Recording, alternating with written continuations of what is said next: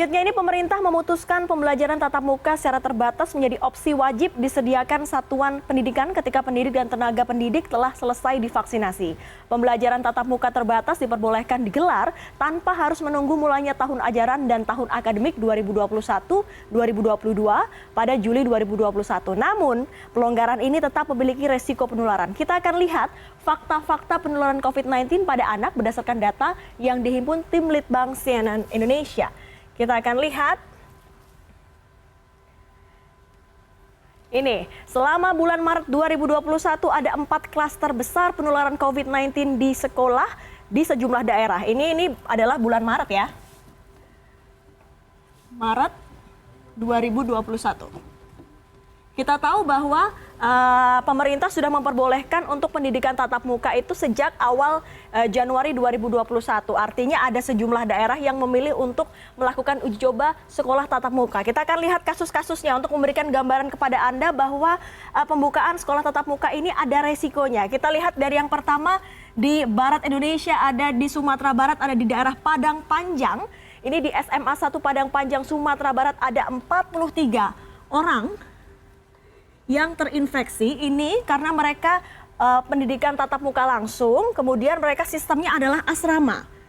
Mengapa mereka akhirnya bisa terdeteksi? Karena ada satu siswa yang tiba-tiba merasakan gejala COVID-19 tidak bisa mencium atau anosmia namanya. Kemudian dilakukan tracing dan setelah di tracing ada 43 orang positif COVID-19. Kemudian kita ke Pulau Jawa, ini begitu memprihatinkan, ada di Jawa Barat karena ada di 2 kota ya. Ada di Tasikmalaya dan juga di Kota Bandung. Kita lihat di Kota Bandung terjadi di SMA Krida Nusantara. Ini di Bandung ada 16 orang positif COVID. Ini karena melakukan kegiatan pembinaan sekolah. Kalau Anda masih ingat ya, zaman sekolah dulu ada kegiatan pembinaan. Ini di sini di Bandung, di Krida Nusantara ini ada 16 orang positif COVID. Kemudian kita lihat di Tasikmalaya terjadi di sebuah sekolah di Kecamatan Taman Sari. Ini di Taman Sari ada 20 orang yang positif COVID-19. Nah, ini seluruhnya adalah guru dan karyawan karena mereka masih work from office. Kebetulan kita akan lihat bahwa di Indonesia ini muridnya mungkin di rumah, tapi guru dan juga staf pengajar lainnya ini bekerja di kantor. Sehingga ada transmisi lokal di sana dan 20 orang di Tasikmalaya ini dinyatakan positif COVID. Kita akan bergeser lagi, ini ada di Pulau Kalimantan, tepatnya di Pontianak. Nah, kalau Pontianak ini klaster besar tercipta ketika pembelajaran tatap muka karena di sana sudah ada puluhan SMP dan SMA yang kemudian mereka melakukan pembelajaran tatap muka. Di sana ada 40 pelajar. Kita lihat lagi, kemudian ada 11 siswa yang positif. Nah, ini 40 pengajar, kemudian pengajar, kemudian 11 orang siswa yang positif COVID-19. Ini karena mereka kemudian melakukan pembelajaran tatap muka. Dan akhirnya setelah kasus ini, Gubernur Kalimantan Barat memutuskan untuk tidak ada lagi atau belum diputuskan lagi pendidikan tatap muka di sana. Ini adalah gambaran di bulan Maret 2021 bahwa ada klaster besar COVID-19 selama pembelajaran tatap muka berlangsung. Ini untuk gambaran kepada Anda. Kemudian,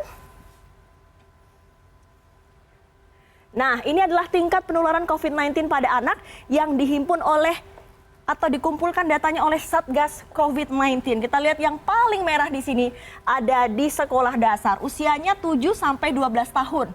Ini mencapai 49.962 kasus. Kemudian disusul kemudian ada di SMA ya, di SMA. Ini 45.000 lebih ya kasus ya. Kemudian ada juga di SMP dan di TK, dan yang terakhir ada kasus yang terdeteksi untuk pendidikan anak usia dini yaitu 0 sampai 2 tahun, ada lebih dari 23.000 kasus penularan COVID-19. Kalau kita bicara soal penularan, ada yang sembuh tapi ada juga yang meninggal dunia. Nah, kalau orang bilang ya COVID bisa sembuh, tapi nyatanya tetap ada yang meninggal dunia karena virus ini. Dan kalau kita bicara dalam konteks anak, nah ini adalah persentase kematian anak penderita COVID-19. Dan yang menyedihkan, ini PAUD juga dibuka ya sekarang ya untuk uji coba tatap muka terbatas. Ini di PAUD menyedihkan karena paling tinggi, yaitu di angka 1,01%. Ada 241 kematian di sini. Dan kalau kita yang paling kecil kita lihat di sini adalah angkanya yang dikumpulkan oleh Satgas COVID-19 adalah di TK 65 kematian. Walaupun kalau dipikir ini hanya 0, sekian, tapi tetap saja kita kehilangan orang yang kita cintai. Dan kita tahu bahwa hingga saat ini pemerintah belum memutuskan soal vaksinasi bagi pelajar.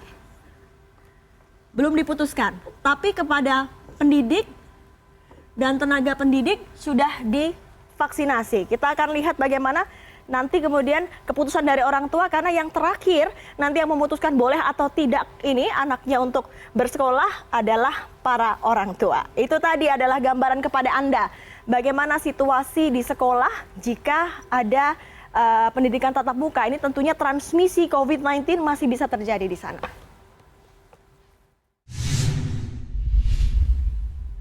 Kita ke informasi selanjutnya, pemerintah mengizinkan umat Islam